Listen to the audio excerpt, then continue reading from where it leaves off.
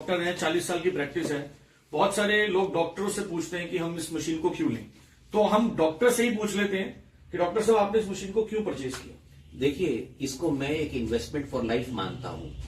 Most important चीज यहां ये आती है कि अगर हमने एक प्रिवेंटिव केयर के लिए प्रिवेंटिव जिसे बोलते हैं मीन्स के तौर पे अगर हम इसे घर पे लगाते हैं, क्यूरेटिव एस्पेक्ट बाद में आता है, प्रिवेंटिव पहले आता है। अगर हम बीमारी को आनी ही नहीं देना चाहते हैं तो अल्टीमेटली एल्कलाइन वाटर जो होता है it is a must for all of us.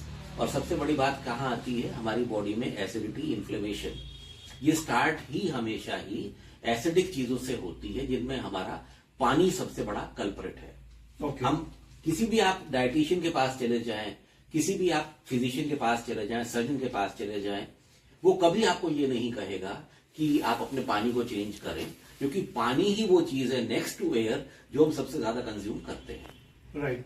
सो क्योंकि ये पानी एंटीऑक्सीडेंट है, इसका ORP oxidation reduction potential negative है जी, जो एक एंटीऑक्सीडेंट का काम करता है। तो एज अ डॉक्टर इसका क्या फायदा हो सकता है कि आपको क्या लगता है कि अगर हम नेगेटिव ओआरपी का पानी पीते हैं जिसमें एंटीऑक्सीडेंट्स प्रॉपर्टीज हैं, ऑक्सीडेशन को कम करने की, तो बॉडी में वो क्या हेल्प कर सकते हैं सरल भाषा में अगर आप बताएं? देखिए, एंटीऑक्सीडेंट्स जो है वो बेसिकली जो है हमारी बॉडी में, देखिए ऑक्सीडेशन जरूरी है, ऑक्सीडाइजिंग रेडिकल्स चाहिए होती हैं, but only to a certain level. क्योंकि बॉडी में जितने भी केमिकल रिएक्शन है वो दो ही तरह के हैं, ऑक्सीडेशन एंड रिडक्शन। तो oxidation and reduction they both have to go hand in hand. और मोस्ट इंपॉर्टेंट चीज यहां ये आती है कि अगर आपके वो ऑक्सीजन रेडिकल्स अगर वो फ्री आपकी बॉडी में घूम रहे हैं तो वो हाईली रिएक्टिव होते हैं और वो कंबाइन भी करते हैं हमेशा ही उन चीजों के साथ में जो जिनको हम बोलते हैं ना वो रोग एलिमेंट्स हैं, तो वो हमारे हेल्दी एलिमेंट्स के साथ कंबाइन करके उनको भी डैमेज करते हैं और सारी बॉडी में acidity, inflammation and micro circulatory failure ये कॉज करते हैं। एसिडिटी होने से पहले इन्फ्लेमेशन आती है, वो बॉडी का नेचुरल रिस्पॉन्स है। राइट। हमारे हिस्टामाइन्स रिलीज होते हैं बॉडी में, अल्टीमेटली जो होती है एसिडिफिकेशन स्टार्ट होती है, इन्फ्लेमेशन होती है, दैट इज अ रिस्पॉन्स। उसके बाद में सबसे बड़ी प्रॉब्लम कहां आती है, माइक्रो सर्कुलेटरी फेलियर स्टार्ट होता है। यानी हमारी ब्लड वेसल जहां जहां ब्लड सप्लाई कर रही हैं वो इन्फ्लेमेशन के कारण उनकी जो माइक्रो ब्रांचेस होती हैं ब्लड वेसल्स की वो वहां फेल होना शुरू हो जाती है। तो ओवरऑल एक तरह से माइक्रो सर्कुलेटरी इनसफिशिएंसी पहले पैदा होती है, फेलियर बाद में पैदा होता है। उसी से डायबिटीज वगैरह, ऑटो इम्यून डिसऑर्डर्स और तरह की भी बीमारियां ये सब उन्हीं से पैदा होती हैं। इन्फेक्शन से लड़ने की हमारी पावर कम हो जाती है, ओवरऑल हमारी वाइटैलिटी कम हो जाती है।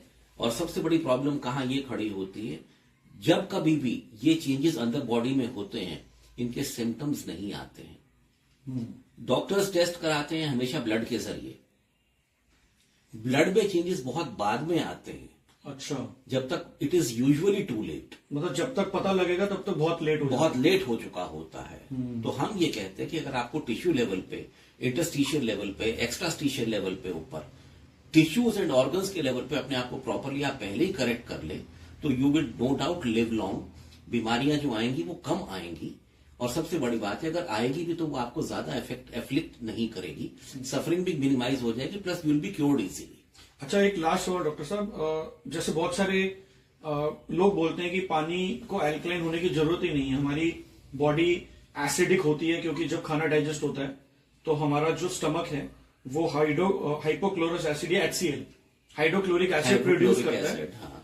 तो खाने को डाइजेस्ट करने के लिए वो तो देखिए हमारे पेट की जो गैस्ट्रिक लाइनिंग होती है, म्यूकोजल लाइनिंग होती है, उसका एक प्रोसेस होता है कि जैसे ही हमको भूख लगती है तो हमारा लिवर में जो गॉल ब्लैडर है वो बाइल रिलीज करता है स्टमक में और इंटेस्टाइन में। वो बाइल रिलीज होते के साथ ही हमारे स्टमक के सेल्स को सिग्नल मिलता है एंट्रोकाइनेज बनाने का। अच्छा, वो एंट्रोकाइनेज जो है वो HCl के सिक्रीशन को इनिशिएट करता है।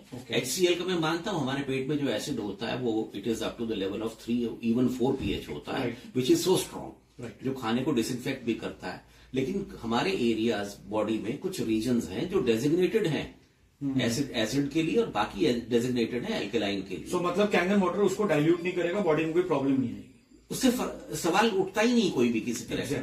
मैं ये कहना चाहता हूं कि अगर हमारा पानी ऑलरेडी हम एसिडिक पी रहे हैं, उसके ऊपर हमारा 3 pH का एसिड हमारे पेट में HCl बन रहा है, तो आप उस चीज को देख के समझे कि हमारे पेट का एसिडिटी लेवल कितना हाई हो जाता तो है। उससे इन्फ्लेमेशन ज्यादा होगी। इन्फ्लेमेशन ज्यादा होगी डेफिनेटली। म्यूकोसल लाइनिंग जो होती है हमारी, जो गैस्ट्रिक लाइनिंग होती है हमारी, वो 4 लेयर्स की होती है, वो अल्टीमेटली कहीं ना कहीं इरोड